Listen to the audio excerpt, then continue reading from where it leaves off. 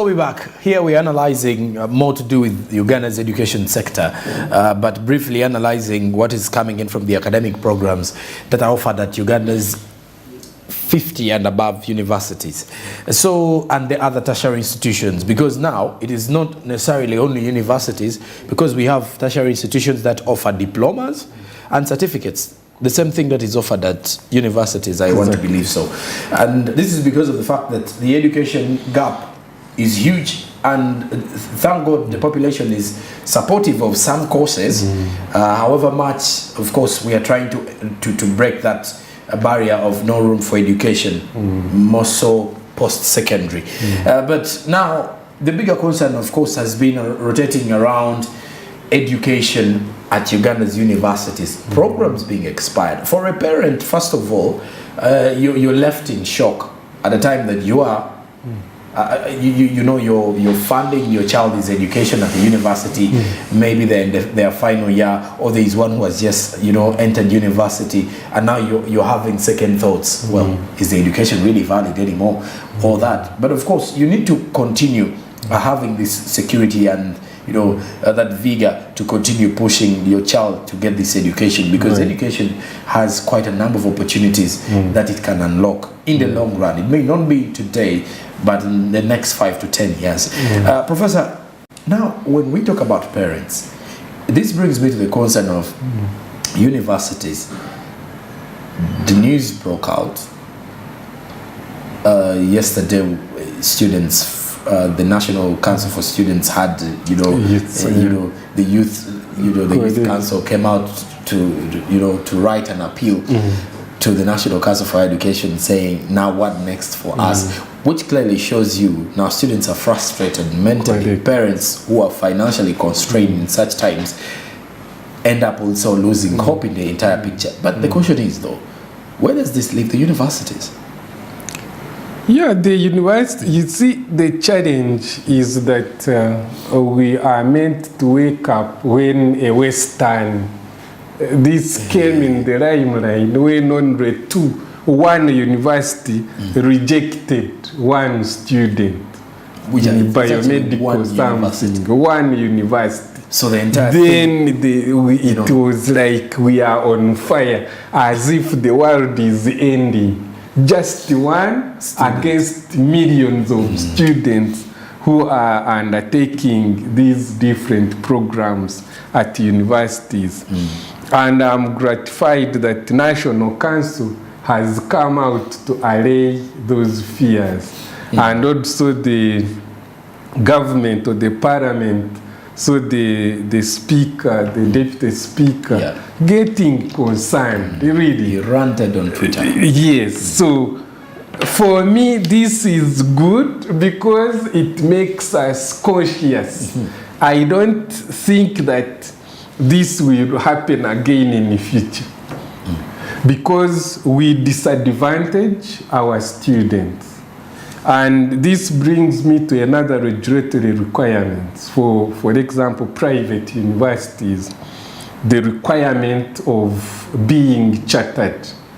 For example, Uganda Technology and Management University has, private universities which were not chartered, we are given deadlines for applying for that charter position, or that regulatory requirement after a certain time. Beyond which, if you don't apply or fulfill the institutional framework requirements, then the license can be withdrawn, irrespective of whether the programs are active or not. When the license is revoked, then you cease to operate. So, for example, some universities, especially public universities, they don't accept degrees or qualifications offered by universities that are not chartered. I have seen such kind of situations. And given that we are in a global world, if we talk about this small issue, and it's as if we are on fire things have gone wrong, we are shooting ourselves in the foot. Okay. And this should not happen. So parents should be confident that the government would not accept that scenario to happen, though I'm not the spokesperson of government. But I think in the interest of public, the situation of not declaring programs are not valid would be counterproductive. And thankfully this has been rectified, and that's why the temperature, the pressure from the students has a little bit subsidized. Okay. But this puts now pressure on the universities. Because I was going to ask, this is more like crisis management, really. Yeah. And how are you going to handle this? Because I see there is more of a PR-related kind of situation that you're going to put yourselves into, because you have to really convince people now. Yeah, and the convincing people will be seeing a change of status at National Council for Higher Education website. The one VC said the website at National Council should be pulled down. That one is more reactive than proactivity, being proactive. That will not solve the problem. The problem we have. So let the universities that are affected feel the heat and do the right thing by sending their programs for reaccreditation in time. Of course, this has cost implications, and therefore we have to look for the money to pay National Council in order to reassess for purposes of reaccreditation, which is a regulatory role. So parents should not worry much about. Okay. But at an international level, there could have been some injury. And when the status changes on the National Council for Higher Education website, then things will normalize. Okay. And well, of course, I think it will be something that the universities are looking at. But you as universities here, you are the stakeholders mainly in the education sector as well. What mechanisms do you normally follow? What are the trends that you really look at in regards to the programs and, you know, the reassessments, and of course, what recommendations do you give out to some of these universities in regards to establishing the, you know, a very a program that is valid as much, and also following on the reassessment? Yeah, I think I mentioned it at the beginning that they are set minimum standards for a university, to run a given program. Yes. For example, you cannot go to teach medicine when you don't have facilities to teach medical students. If you don't have qualified staff at professorship, PhDs, you are not going to offer PhD, and therefore you need to look for alternatives. For example, Uganda Technology and Management University is affiliated to Mbarara University of Science Technology to offer PhD programs because we are not yet chartered. But after being chartered and we are fulfilling the requirements, after applying for that regulatory requirement, then we can offer PhDs because we already have minimum required standards to offer PhDs. So universities normally look at prevailing situation, like advent of artificial intelligence. When you are designing a program, for example, in 2016, artificial intelligence may not have surfaced, But now it is the reality.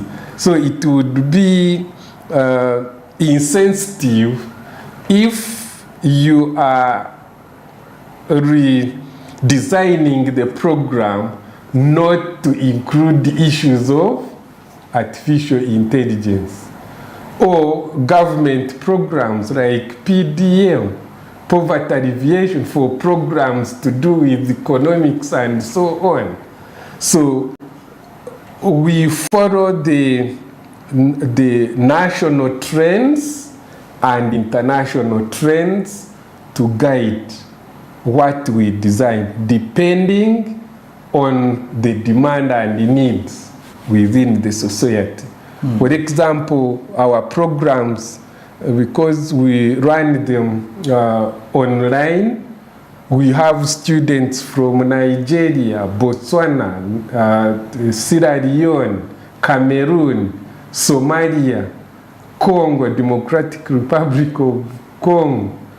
So if you don't provide, for example, the mode of teaching, if it is not it is not favoring, for example, the working class who want to study on weekends, then you lose out. So there are a number of factors that are considered when designing a new program, and it is mostly demand driven. Well, when we were just starting here, you mentioned Namibia, and some of various examples from wherever you've been able to assist, help, and work from. This brings me to the idea that, are there other examples that you can give that are successful, where countries have actually experienced the same kind of chaos we're in, maybe not in the media, but in such a situation where, most of the universities have to reassess most of their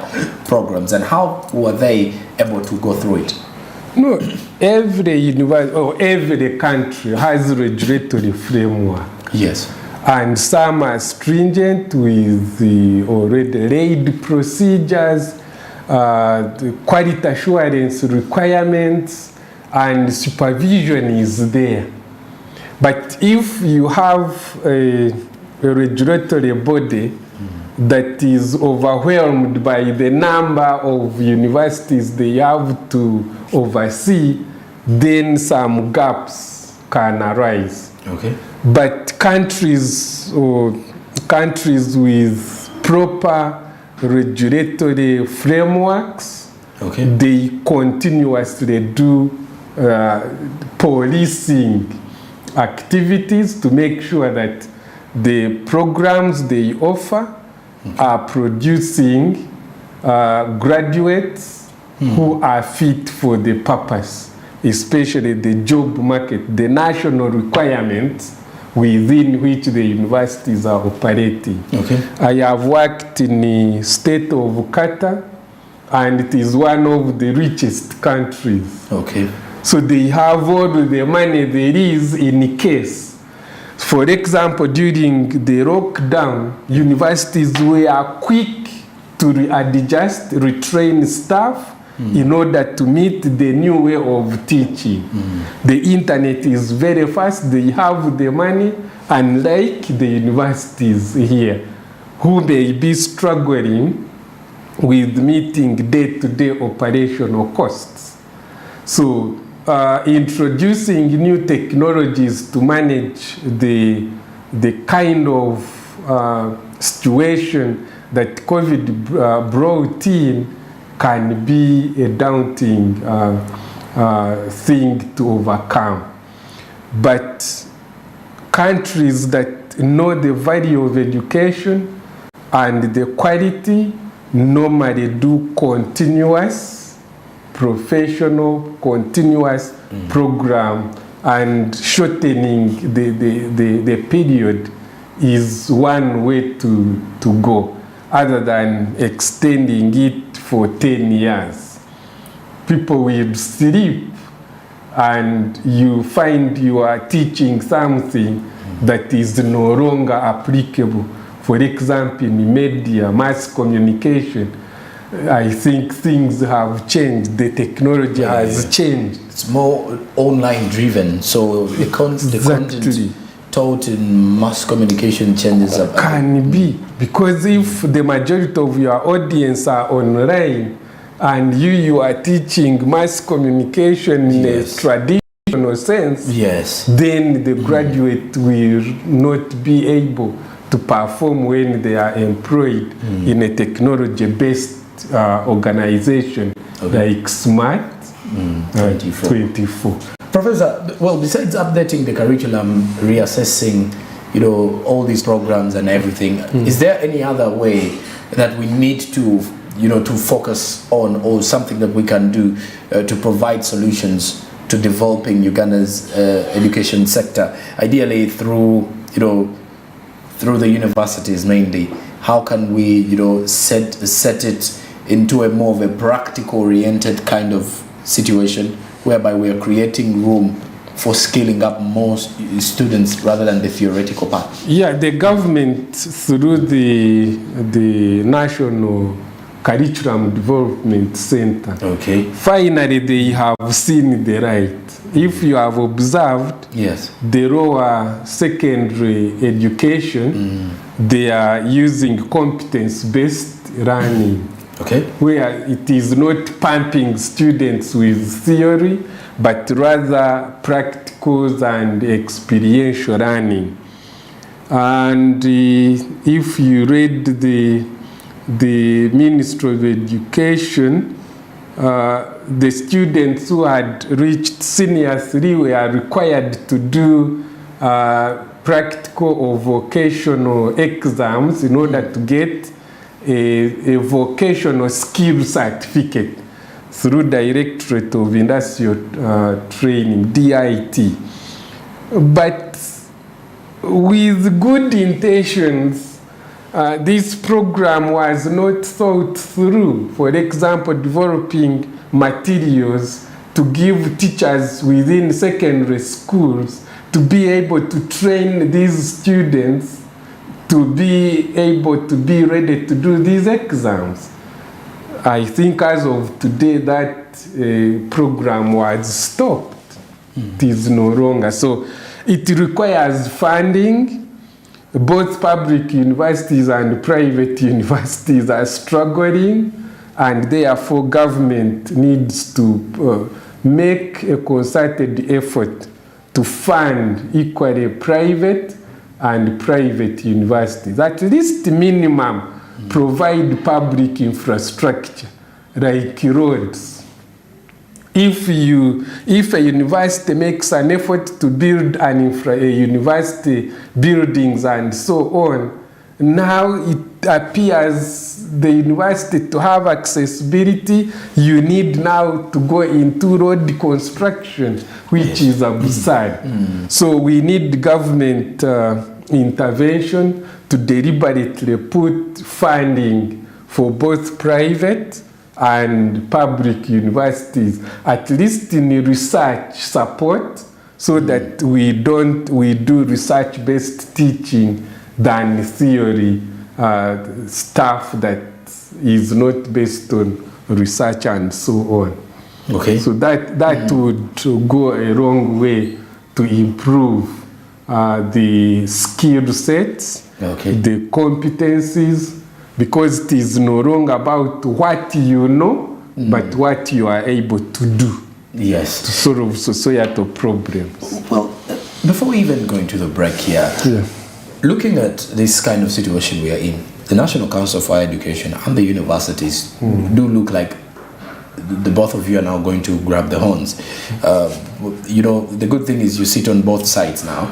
But when you look at it in this way, are the both of you going to work, collectively in such situations? Because it does seem like now you're already at the neck of the National Council for Higher Education. Correct.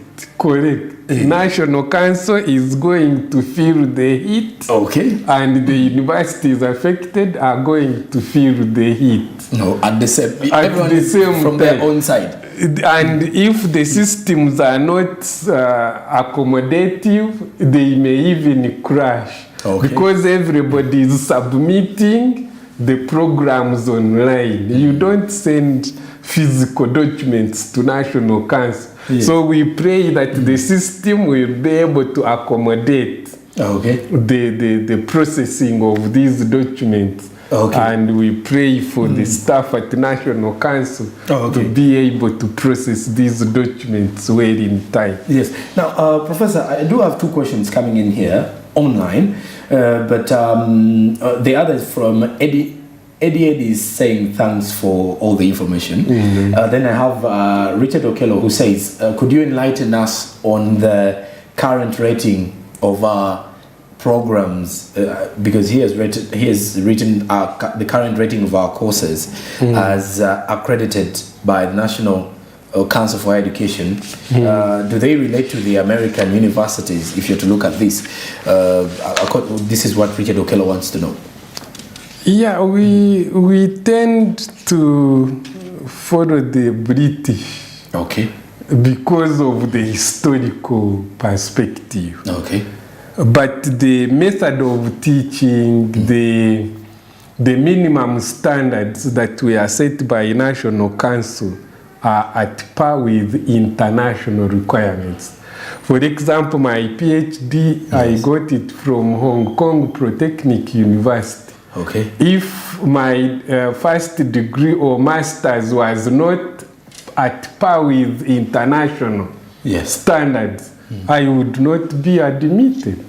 So we are at par, we are good. It is only the noise people, at the access to social media makes everyone an expert. And they say things they are not knowledgeable about, which in the end affects the image of the universities and the country overall, because the Western and other developed countries, when they see something small from a developing country, they amplify it and conclude, make assumptions, which is not the case when something goes wrong in the other side. So that means Ugandans should be secure of the fact that now anyone can apply for these programs to upgrade, and they will still be valid. Exactly. And those who are seeking for jobs abroad and need these qualifications will as well be favored, right? So long as the status at National Council, because the reference point is National Council, which is a regulatory body, which is a gatekeeper for quality. So until that status is changed, either from expired to due for assessment or under review, then the problem will remain. Unfortunately, we have no control of external factors. But the reference point is National Council.